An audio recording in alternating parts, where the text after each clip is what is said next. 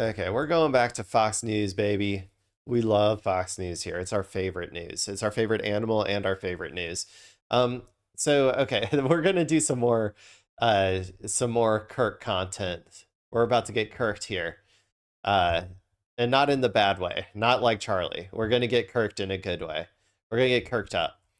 Um, so I don't really know what this is. I just saw it and it caught my eye. Uh, so this is killing new Kirk evidence released. Nothing short of confession by Fox News clip. So we're going to see what this new evidence is, if it is actually chilling, and if it is nothing short of a confession. So I will give you my analysis. Well, let's watch this video. A new report says investigators found fingerprints and a palm print that appeared to place Charlie Kirk's alleged assassin at the scene near the rooftop where the shooting happened.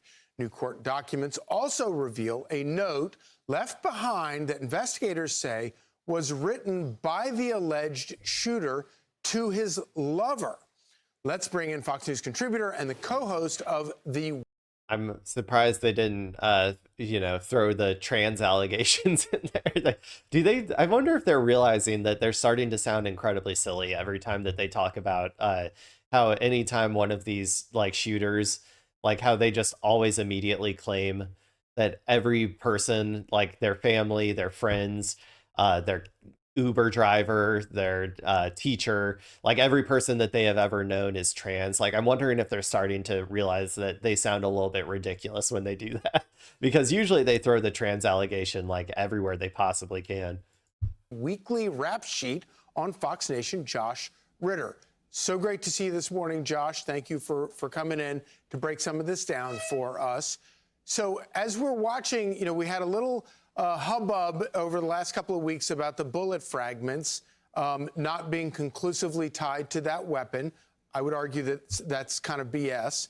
But this new information that is coming out appears to put together a pretty massive case here. No, I think you're absolutely right. As this case continues to advance and we learn more about the evidence that the prosecution has, the defense is starting to run out of any innocent explanations. Fingerprints and palm print found near rooftop. That seems kind of circumstantial, am I right? Like, he could have been there before. He could have been, I mean, I don't know, was it on the rooftop? I mean, that would be a little bit better of a argument if it was on the rooftop, but if it was just near the rooftop, who's to say he doesn't walk around this campus every once in a while, Seems a little circumstantial to me. That's just my own personal opinion. Especially in regards to this new evidence, the DNA found near the location of where the shooter was. Yeah, it's one thing that the ATF was not able to conclusively match fragments of a bullet to the rifling. By the way, not able to exclude it, just not able to conclusively match it. Now you've got his DNA at the crime scene, and there's no innocent explanation for any of that, but probably... That's not what this says. Fingerprints and palm prints. That's not DNA. Am I wrong? Did they get the DNA too? Or maybe just their Chiron is like, it doesn't have all the info. I don't know. Most convincing to a future jury is going to be his words from his own hand, as it were, with this note. I mean, it's nothing short of confession saying, hey, if I don't come back, this is what I've done, and this is why I've done it. Okay, that seems a little sus, though. Am I wrong? Like, come on. A confession note saying this is why I did it, or this is how I did it, this is why I did it. That seems about as suspicious as those like Discord messages that were being posted that the FBI so conveniently leaked out to the public or whatever. All of these Discord messages of like that he was allegedly like messaging that like basically claimed that he did it and stuff. Like, look, I'm like, this guy may have done it, he may not have done it, but so far I'm still I'm still up in the air, and I think that a lot of people are of whether this guy actually did this. And yeah, another perfectly written note of here's exactly why I did it, here's exactly how I did it. presented to us, is I don't think that's going to calm or quell the speculations that people are having right now.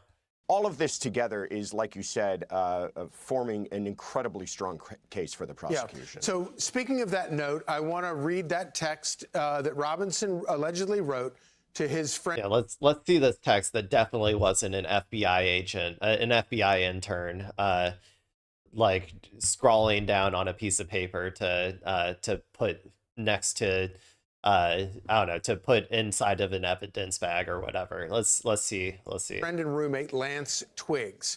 This is what he wrote. Luna, if you are reading this per my text, then I am so sorry. I left the house this morning on a mission and set an auto text. I am likely dead or facing a lengthy prison sentence. I had the opportunity to take out Charlie Kirk, and I took it.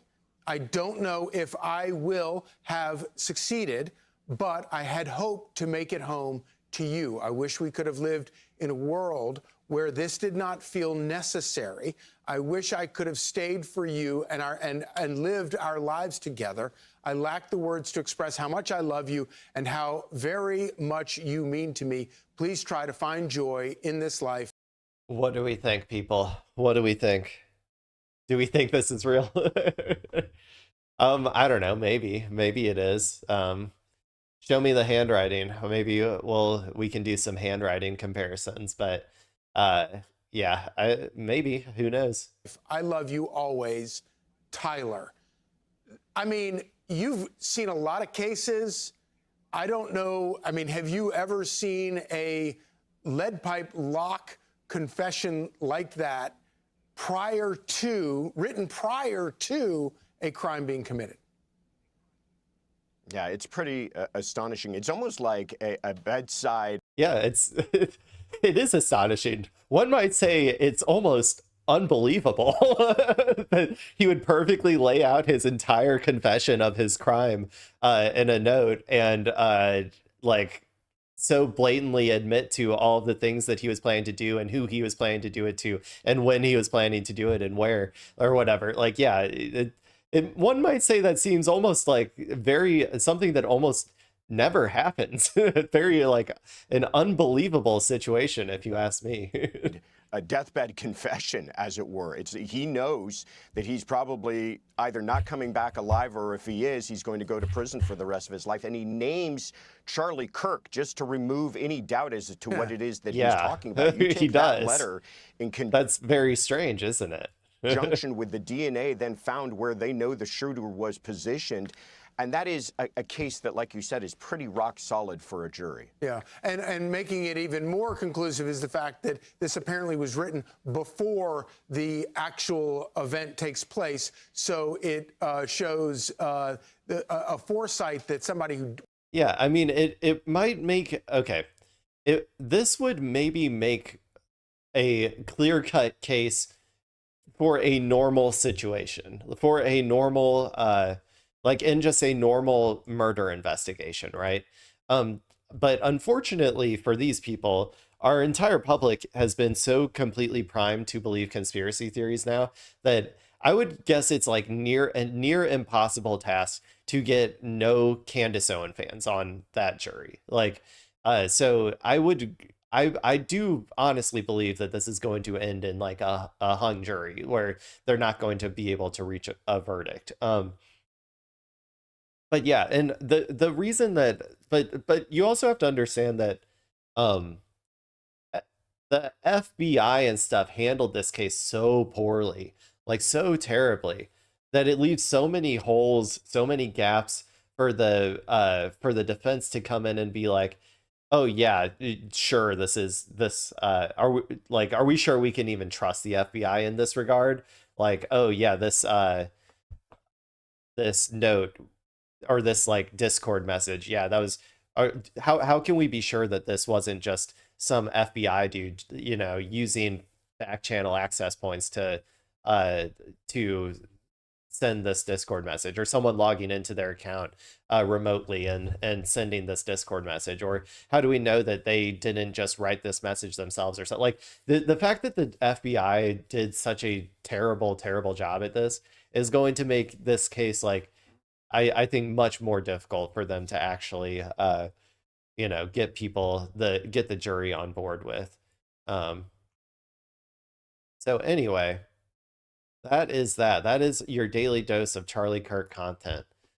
You love it, the algorithm loves it, I love it, everybody loves it. Who couldn't love Charlie Kirk content?